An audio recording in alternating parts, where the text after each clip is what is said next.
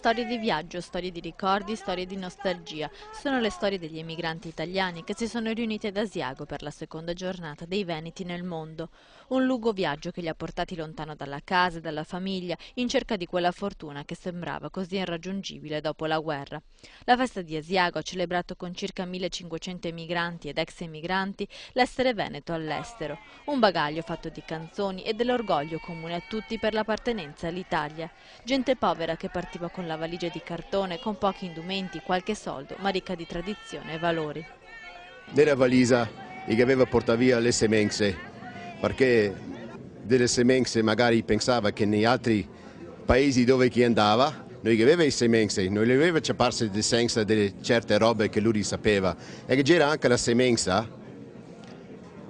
del Veneto, e mica che ho messo nome questa semenza, credo che la che aveva nome Veneta, che conteneva tante robe buone del Veneto.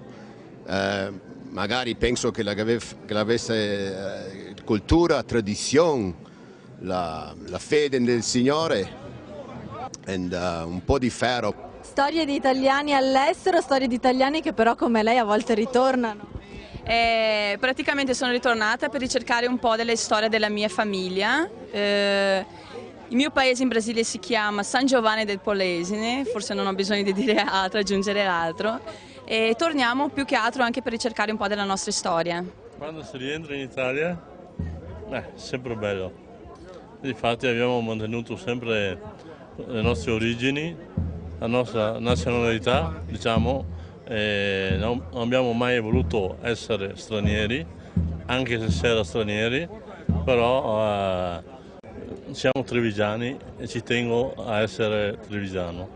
E spero che i miei nipoti vengano qua, perché già quello piccolo ha detto che lui vuole essere italiano come il nonno Tony. La giornata di sole ha accompagnato per le vie di Asiago la sfilata delle istituzioni e delle associazioni dei Veneti nel mondo. Quelle montagne che tra gli anni 20 e 50 videro molti uomini e donne abbandonare le loro case, oggi ha accolto i sorrisi di chi ritorna celebrando anche Mario Rigoni Stern, un simbolo del Veneto, dell'altopiano e della letteratura degli emigranti, oggi attuale più che mai.